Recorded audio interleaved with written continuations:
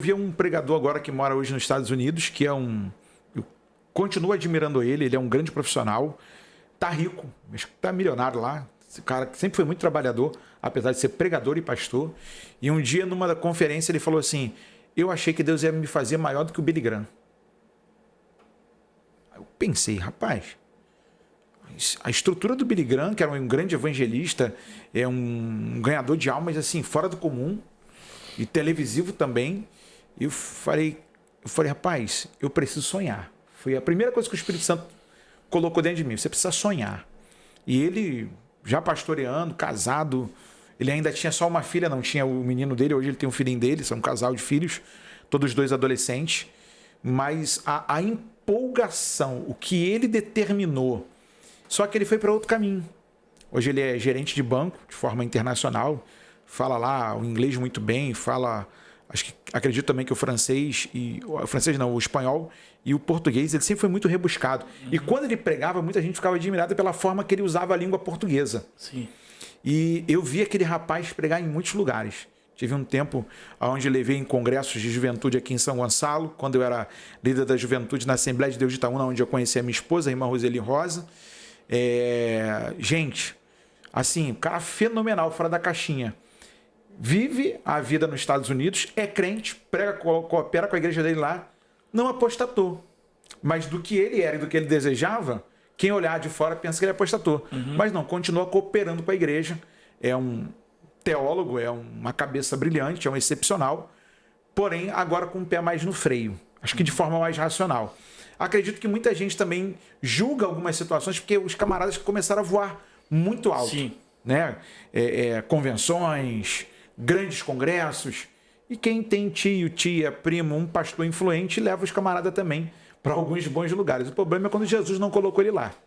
Aí... Porque o diabo colocou Jesus no pináculo do templo. Sim. Era uma região alta. Sim. Mas não foi Deus que colocou. Então, assim, às vezes as pessoas, elas sonham como esse irmão, esse caso. O sonho foi quase um delírio, né? Ele se encaixou dentro de uma proposta de que ele colocou alguém como referência, que também não é problema, mas que onde Deus não queria levá-lo. Então, por que as pessoas às vezes apostatam da fé? Jesus foi tentado por Satanás quando ele foi conduzido no deserto pelo Espírito, né? E uma das primeiras coisas é o diabo contestar o que estava escrito. E às vezes a gente não tem a percepção de que o diabo sempre vai querer contestar aquilo que está escrito. E a maioria das pessoas, às vezes, eles usam a palavra, usam os textos da Bíblia para poder viver uma vida que, na verdade, não os compete viver. Eu vou citar um exemplo. A Bíblia diz que a soberba precede a ruína. Eu não estou falando do caso desse irmão, mas às vezes eu corro o risco de, como pastor, como pregador, chegar num evento e achar que as pessoas estão lá por causa de mim. Achar que as pessoas estão lá para me ouvir pregar porque eu sou o profeta dessa geração. E na verdade as pessoas estão lá por causa de Cristo. Eu não fui lá na cruz e dei a minha vida para que aquelas pessoas estivessem ali. Na verdade, estar numa tribuna pregando, dividindo e compartilhando uma palavra é uma questão de honra para a gente. Eu sei de onde eu vim, eu sei o que Jesus fez na minha vida, eu sei o que Ele continua fazendo.